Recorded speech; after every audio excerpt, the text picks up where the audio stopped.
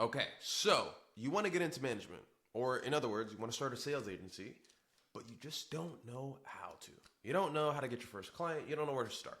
Okay, and so in today's video, I'm going to walk you through exactly how to do that. The 3 different approaches that you can take, depending on where you're at right now in your situation, to land your first client as a manager or as a sales agency owner. All right, buckle up, buttercup. We're in for a ride. So the first way is called automated turret gun approach. These are all like weapon analogies. I just thought it was funny. So basically what this means is paid ads, right? We are going to utilize paid ads to boost our authority, get people to vet themselves, and then come to us, which positions us exactly like an industry expert. This is for you if you want to systematize acquisition. You don't want to do a lot of outreaching. You don't want to really do too much. You want people to come to you and you want to pick the right people. This is for you if you have extra capital and you want to move fast. You want to get things going quickly. And this is for you if you have an eye for spotting good talent, good business owners, good founders. I'll talk about it in a moment, but that is everything. That's the 80-20 of this game, is picking the right person and the right offer, right? So what's going to happen is you're going to get a lot of people, if you're doing 50 to 100 bucks and you're running this kind of strategy, that want to work with you based on how you're positioning yourself. They're coming to you, they're vetted, they're qualified, but then you have to select, do I want to work with these people? So that's why I say you have to be good at this, right? This is fairly simple. All that you have to do is run some paid ads saying, hey, we'll run your sales, you run the rest of your business, right? Make a quick little face video, talking head video of talking about what you do, how you help people, how you will help them run their sales department so that they don't have to worry about X, Y, and Z, and you'll help them achieve A, B, and C like you have for X, Y, and Z, or you did for A, B, and C when you were closing, right? Then you want to run a VSL funnel that talks about this in more depth, which is like, okay, so here's what I'll do. I'm going to come in, I'm going to run an audit, right? I'm going to basically pick through everything that you need to do in your business. I'm going to find what the weakest link is. We're going to test that. We're going to iterate on it. And then once we iterate on it, we're going to give it time. We're going to let it breathe. And then once we see how that changes the rest of the operations in terms of the data, then we can find what the next weakest link is and purge that. And then eventually, all these fucking holes that you have in your bucket, you're not going to have. And we have an overflow of water just fucking shooting out everywhere. And then we need 2 and 3 and 10 buckets. But right now, you're not able to get to 2 buckets because you have a ton of holes in your system. Does that make sense? I'll help you identify those and fix those, and I'll manage and train and hire the people that we need to hire and build the systems that we need to build to fix those holes so that we can all make more money. Good game, right? So that's kind of how you position that.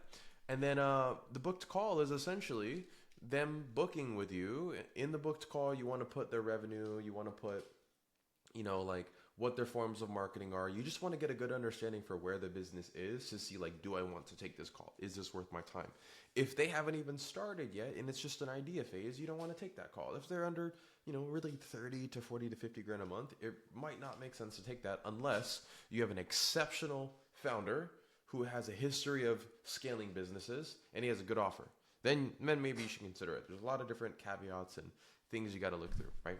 But that is kind of how the system would flow. Now, there is also the sniper approach, okay?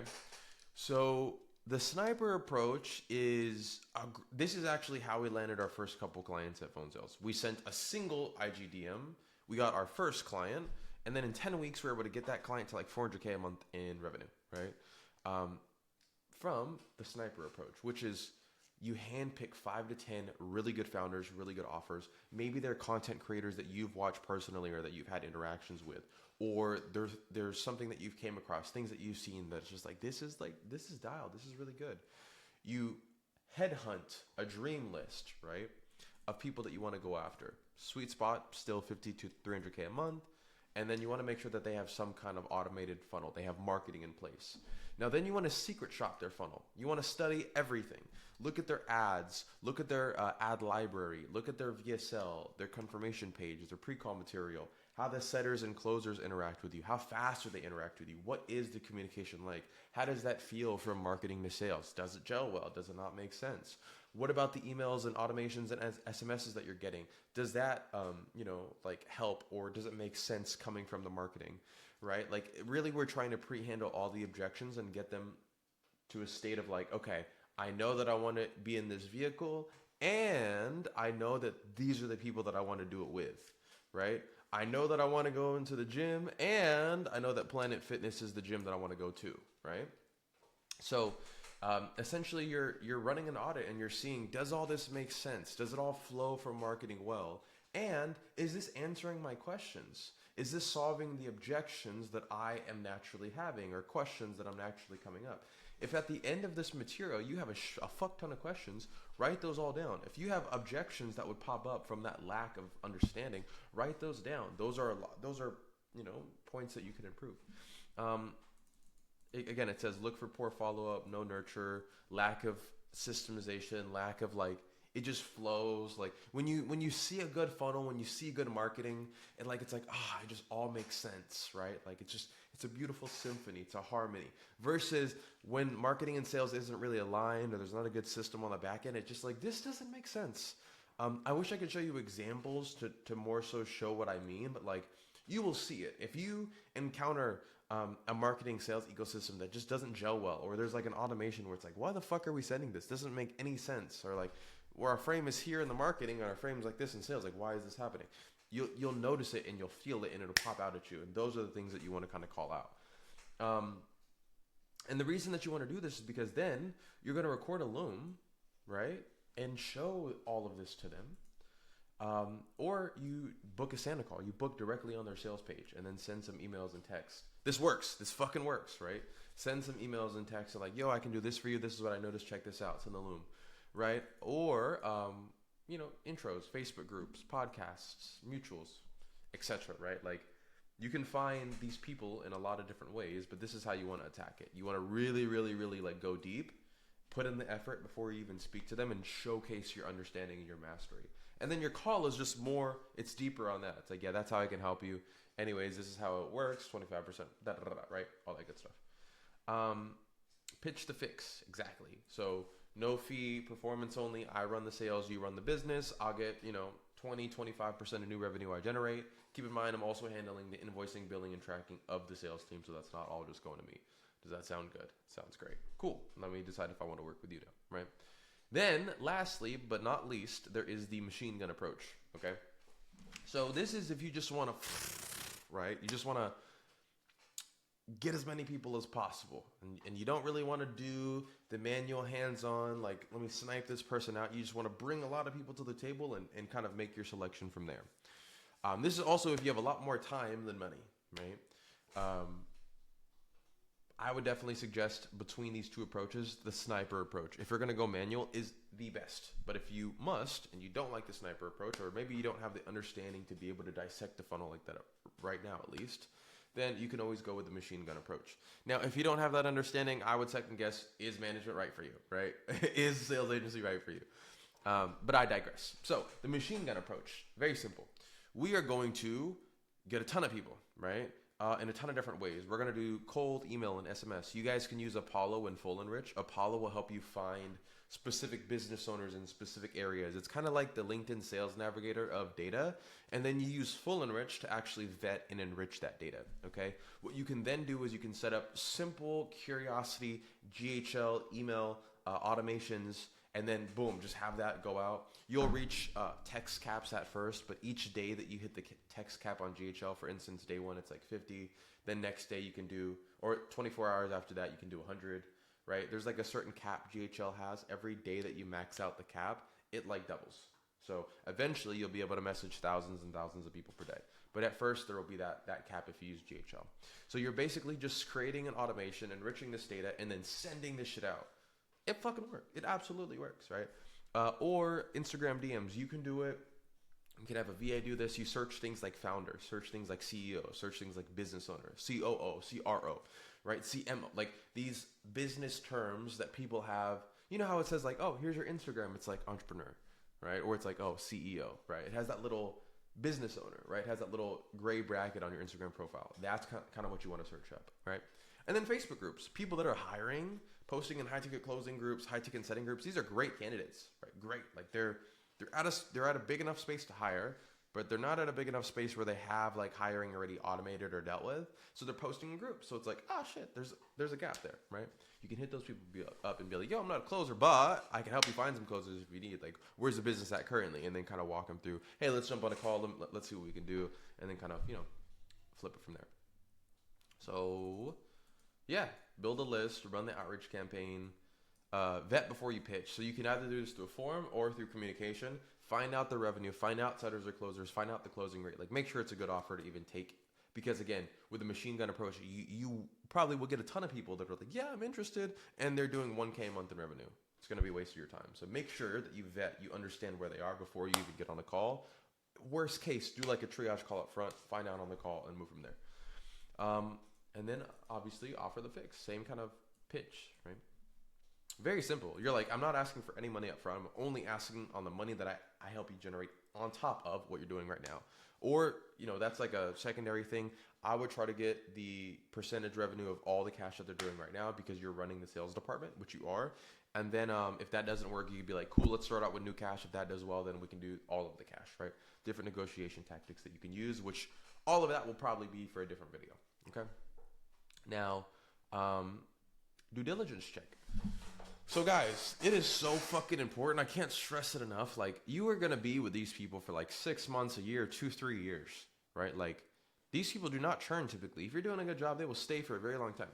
So you need to vet, you need to do your due diligence. Your frame needs to be, once like everything's good and it's like, yeah, they want to work with you, you're thinking you want to work with them. You need to think about it like, I'm a customer. Let me vet their business and see, after I've done research, do I want to buy from them, right? This is beyond their VSL. This is beyond their ads. Like, you want to really go and Google, go on ChatGPT, type in the founder's name, the owner name, see what pops up. Type in the founder name, owner name, with scam, with scheme, with fraud, with different words like this. See what pops up. Check out their reviews. What are people saying? Look at their social media, all of them. Look at the comments. Like, how are people speaking about this company, right? Like, look at the testimonials, the screenshots, the reviews. Ask, would I buy? And if anything feels off, trust your intuition. It probably is. Trust me, right? We've worked with a lot of people that it was like, everything seems right, but there's this one thing. It's not overt. It's very covert, but I'm not sure. And it ended up biting us in the ass, right? So the difference between making 30, 50, 100 grand a month and loving this partner, this owner that you work with, and having 3 to 6 months of just a fucking nightmare with multiple different business owners is doing your due diligence and trusting your intuition, right? It is not that difficult to land a client. If you really commit to one of these approaches, you can get some clients, right? Like, of course, there's going to be some like objections that pop up, like, well, what proof do you have? What testimonials do you have? What reviews do you have? And you can lean on your closing ability. That's why if you're going after certain accounts, you should probably go after accounts where you've closed on those offers. For instance, if you're good at digital marketing closing, you have a track record of cash collected that you've brought in for this company. Oh, I was able to bring $150K a month just myself to this company as a sales professional. So in terms of this, if I was running the entire ship, I could multiply that across multiple closers and we get X, Y, and Z. Right? Like, you can start to kind of build arguments around it. You can showcase prior proof. So there's ways that you can do that. You can also get like people that have worked with you, like testimonials from sales trainers or managers or owners or different people. And you can kind of, if you train someone and they've gotten results, you can put that up there. Really, all of the work that you've done as a closer can potentially be proof to land your first client. Now, in terms of exceeding and doing well and doing audits and onboarding them and agreements and invoicing, billing, tracking, systems that scale, making sure that you're actually helping them make more money off bat, prioritizing what matters, not complicating like operational bandwidth and load and doing too many things at once and not knowing what actually works and kind of making more money but never knowing why. Like, all of that is for a separate video. This is just how to land your first client. And so with this, if you watch this a few times, if you internalize it, you take notes, this will help you land your first client. Now, after that, in terms of how to scale, that we will do more videos on that in the future. But this is, like I said, just how to land that first initial client. And so if you found value in this, amazing. This is just a sliver of what we do over at PhoneSales Agency. If you guys aren't familiar with who we are, we've been running PhoneSales.com for the last 5 years. We've worked with over 112 clients, and we've generated $70 million in client revenue for those clients. We're now teaching people how to start their own sales agency utilizing the infrastructure that we have built over the last 5 years. And so essentially, this is a sliver of what we teach. We can actually help you implement this and help you with this to land your first client versus just giving you the what to do. We can also help you with the how to do it, how to implement it, and give you that mentorship day to day if you feel that you need more support, especially with the onboarding, the operations, the systems that scale, and all that other stuff that I talked about. So if you feel like that's you, I'm going to link a little link below where there will be a video that goes over exactly how we help with client acquisition, systems that scale, and hiring in order to scale your first account all the way to your second, fifth, and 10th account. Okay. And then from there, I will meet with you. We'll have a quick conversation to see if it gels, because it's more of like a hands-on mentorship. Like, it needs to make sense. And if it does, then I'll have you meet my partner, Sasha, and we can take it off from there. Anyways, I hope that you found value in this video. If you truly want to step into management or step into sales agency, I was there as well. Take action on this and you will see results. Okay. Talk to you soon. Have a blessed day.